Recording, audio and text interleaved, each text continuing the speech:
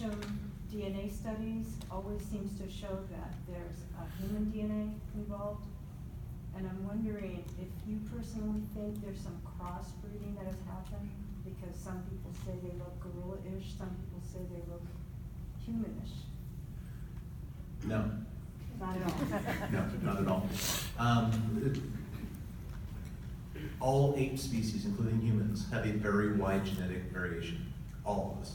Because we don't have litters, we just have one or two, maybe three or something, usually one or two children at a time, and we're a long-lived species. And that's kind of the recipe for a wide genetic variation. Things like mice that have a whole slew of them once or twice a year or something like that, they all tend to look the same. So it's just a matter of being a long-lived species with a low birth rate that would give rise to a variety of appearances of these things. And some Sasquatches do look more human-like, but you know what? So do some dogs. I've seen a couple. I go, wait a minute, who's the master? But that's kind of the deal there. And as far as crossbreeding and stuff, I doubt it. I doubt it.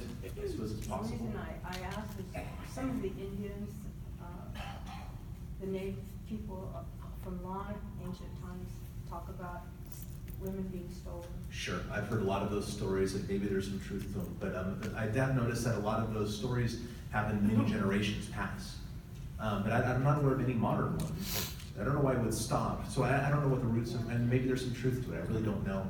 But we don't have anything but stories at this point about that stuff.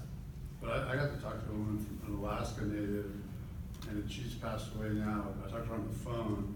Actually, our podcast guest tonight, as a matter of fact, it was his grandma.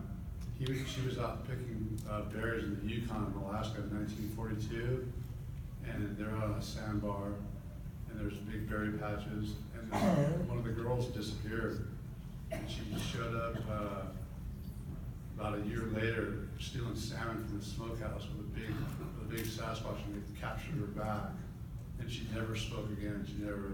She was just told they had to keep her in a cage for 6 months, and she was kind of like just completely, completely crazy, and just she just kind of jibber jabber once in a while, like she didn't speak anymore.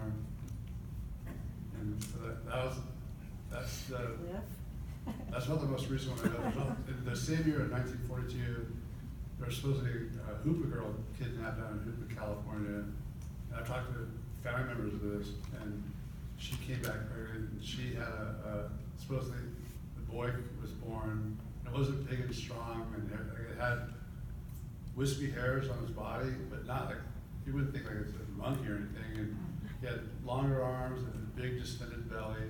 He was sick his whole life, and they sent him to, that's why they sent the Indians to boarding schools, forced him out. They sent him to New Mexico, he died under his, and I found out the cemetery he was buried at, and I asked them about it, if we could ever get permission to dig it up, they said absolutely not. But that's the most recent thing I've heard of. That's fascinating. Yeah. The other question is, do you think they bury their dead or eat their dead? I think bury, but we don't know. We don't know. I give a slight possibility to burying, certainly.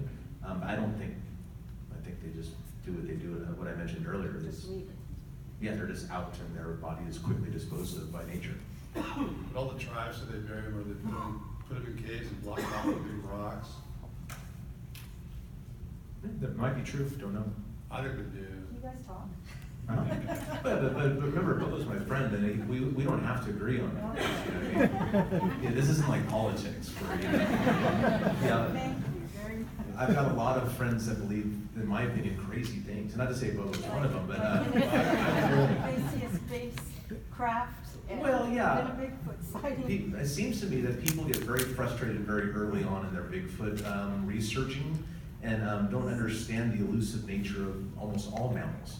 And so they do it for 3 or 4 years and figure, I should have got to the bottom of this by now. And so they jump to paranormal things. And I've seen it happen to many people in the Bigfoot community.